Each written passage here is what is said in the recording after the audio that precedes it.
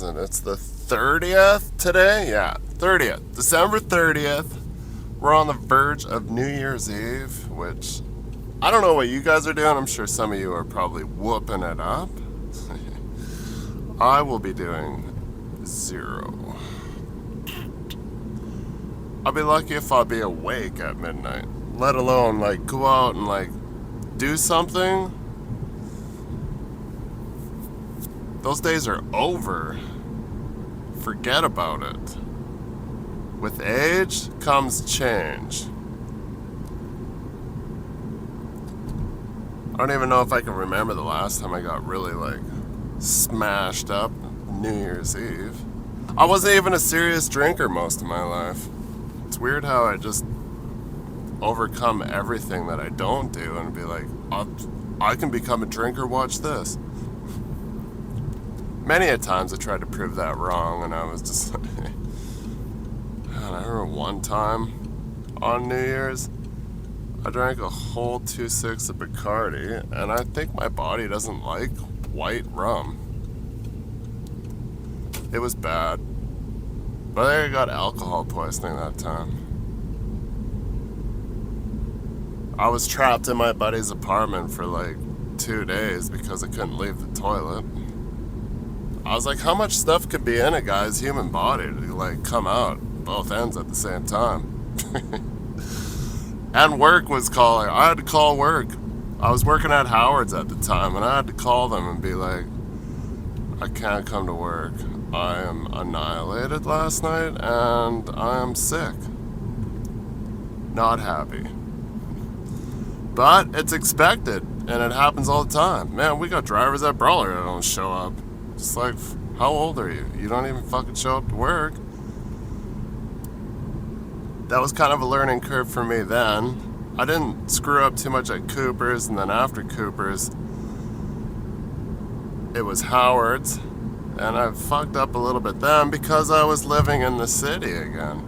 I was in Spruce Grove, and Howard's was in Spruce Grove at the time when it was in a small shop, when it was still small and family orientated. And I had a bunch of friends that lived in Edmonton, so of course I'm just like, I'm going into the city to party. And I would go into the city and party. And of course I'd be like, I gotta be at work at 4 a.m. But I stayed up till fucking 2, 1 o'clock, being an idiot. And I was 19, probably just turning 20, and I was just like, I don't wanna... Man, there's times when I just wanna party and not go to work. And there was probably female persuasion involved in the situation too. Of course, all my friends, they were working the rigs. They had way more money than me. I was just a swamper. And they were home on their days off, so they didn't have to do anything. So yeah, too many times that happened. Well, not too many times, but I got an earful from that one, and they're like, if you want to fucking stay working here and keep employed, pull that shit. Because I swamped on the picker, so... When you don't show up on the swamping on the picker, then it really screws a guy over, right? Service work, you can kind of get around it. If you're a bed truck, like I operate the T-bed all the time alone. It sucks, but I do it. Picker, you can't really get around that. You kind of need somebody. And it was even more poop when we had to do stuff that would like pelican hooks when we did casing a lot. And my operator at the time, he'd just have a long rope, stand up. It was probably like I couldn't even say. It was small, single steer, Western Star, sort of like 26 ton. Wasn't that big, but it was for mostly doing pipe, and it had a winch on it. We did some stuff. I've seen some stuff. We went some crazy places with that thing. And yeah, so I kind of got my work ethic straightened out. Probably while I worked at Howard's. Except for there was probably one time I would just go. I'm like, all I have to do is get to work. Wasted didn't matter. I'm like, I was still drunk. I would drive my ass to work and get in that truck, because usually we had, a couple hours drive in one direction or another. Sometimes it'd be 8 hours drive. I was just fucking passed out. Wake me up when you get there. Driver get mad at me. He's like, all you do is sleep. I'm like, I'm fucking 20 and I'm partying and I have a job. I'm like, I need to sleep at some point, because when I work 18, 19 hours and I get some free time to myself to go like hang out with my friends that I haven't seen for like, I don't know, seemed like forever, but it was just like 4 or 5 years. Because everybody kind of left the Yukon, I stayed. For some reason, I had like probably 3 or 4 good friends still at the time, but everything was going downhill, Schitt's Creek, so I ditched. But anyways, what it is today, that's enough gabbing on story. I should have a limit. I know. Sometimes I get too carried away. Some people like it, some people don't like it. I'm like, I need to fill content. I have to make something. We're gonna go back to Rocky again today. We gotta go grab a superheater from Fraction, take it out to Rocky, and then we got a double back for 2 400s. And hopefully that's it. And I'm gonna tell them I'm parking the truck on the fucking train tracks if you're not fixing the compressor problem. I had it. And there's no communication within the shop. Like, I gotta tell dispatch I have a problem. They're like, oh, it's not fixed yet? Okay. Talk to a mechanic. I leave it parked somewhere. I'm like, I don't know if he did something or did not. I don't find out until I'm 30 minutes down the road and go, oh, it's not fixed. And then they don't relay to dispatch that this truck has an issue, and they just keep fucking working me, because you work every single fucking day. It's been kind of holiday-ish. Nothing was open, so it was hard to get parts. Saturday, nothing was open to get parts because it was fucking December 27, 28. Saturday, Sunday. No. 28, 29. And nothing was open, so we couldn't get any parts. There was a compressor in a box that was new. I was like, well, maybe we get parts on this, but he's in the middle of CVIPing T-Bad for Buddy's truck, and there was only 2 guys. They're busy, so I'm just like, whatever. You got a chance? You got a chance. You don't? You don't. I'm like, I'll just fucking drive a fucking piece of shit. Don't come fucking speeding out of there. That's right. Smart. But anyways, I'm hungry, so I'm getting some bullshit. And I gotta go to work.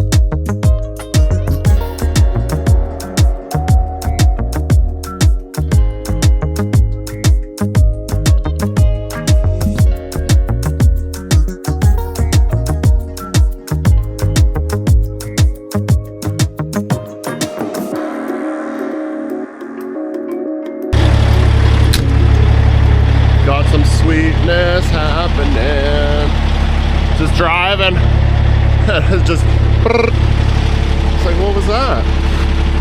Like, stopped right away as soon as I got off the throttle. I'm like, oh, maybe I should pull over and take a look. Auxiliary dumped all its oil for some reason. Oh, yeah. Oh, it's not a very good spot to stop. Well, that's an abrupt end to my day. Maybe now we can get that compressor looked at. Should have some time. So yeah, leaking all its oil out. Not the greatest spot, but not the worst spot.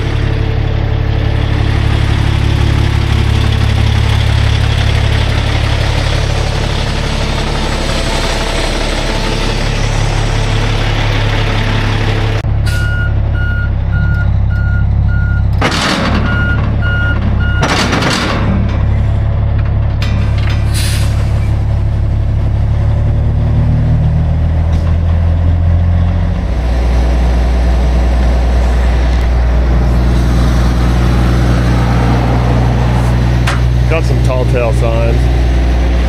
Spill kit engaged.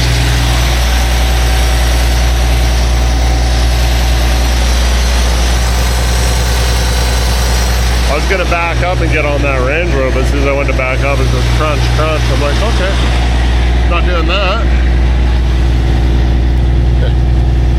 I text dispatch, I'm like, auxiliary just blew up. Okay, give me a minute. There was a car behind me and he wasn't passing, then all of a sudden he would like went to pass and then he didn't pass. I'm like, what's this guy doing? And then just right after that it just went bang. Well, it didn't bang, it was just and I got off the throttle right away and it just, okay, it smoothed out. I'm like, do I keep going? Because it's going until you can't go no more around here. So I was like, well, if I don't stop here, it's Benalto turnoff, which is literally 2 kilometers, 1.5 or so right there. Could have got that range road, but because I could put the auxiliary. If someone comes out bobtail, I can put the auxiliary in neutral maybe. No, drive shaft is still spin. Huh. I ain't crawling underneath there. Fuck that. It's all covered in oil. Oh well. What was that? Those 2 pumps we took to Fort Mac when we were way back in the ice roads and the bushes there? That was last winter. And that's when that bolt fell out of the bottom of the auxiliary. So we got another year out of it.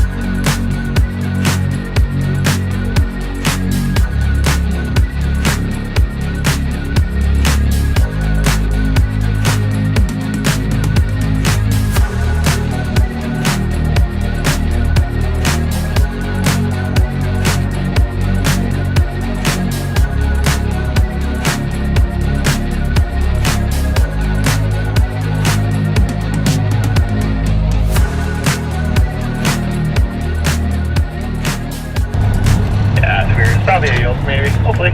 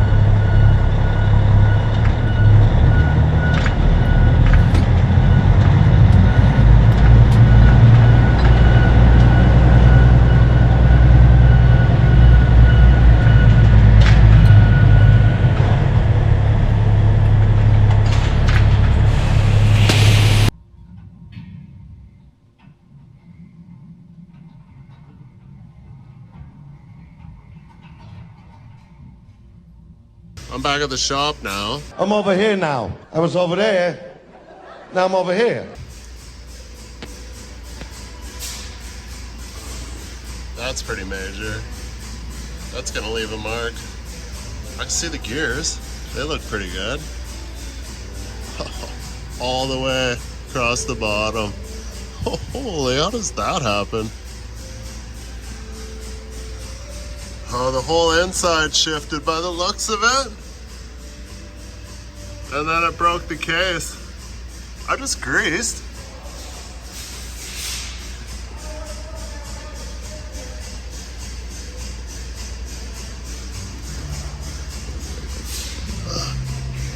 I don't want to get all oily here, but try to get some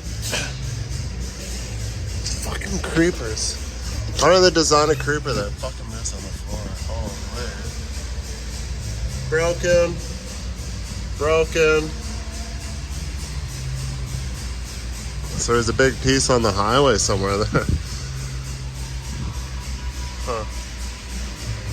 That's all oil. Huh. Okay, well, I'll let them know it's not a yoke. The yoke is still good. Well, at least if you're gonna break it, make sure you do a good job of it. So the first part of the day wasn't that great. But then I got an alert on text that I got a present waiting at home. I'm about to ram some hot air down my car's throat at a small introductory price of only $400.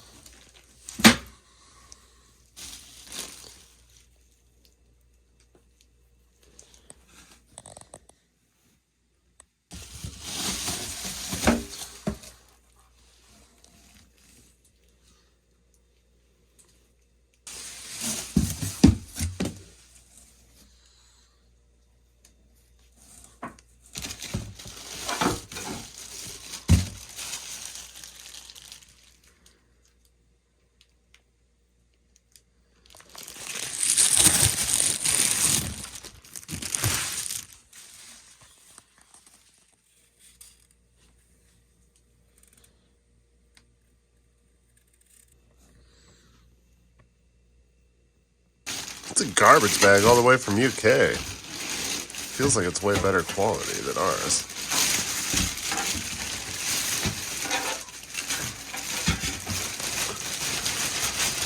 I wish I had 3 hands.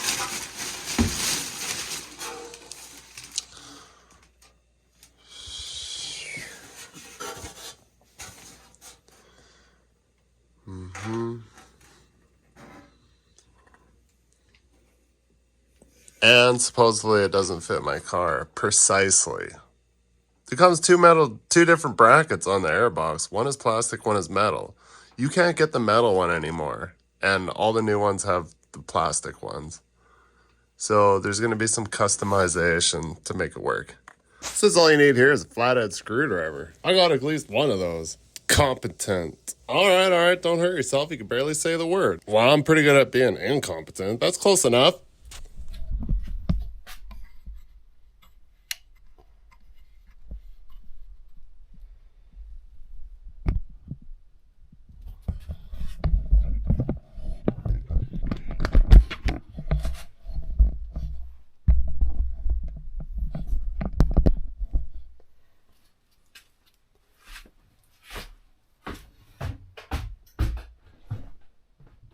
Call for help.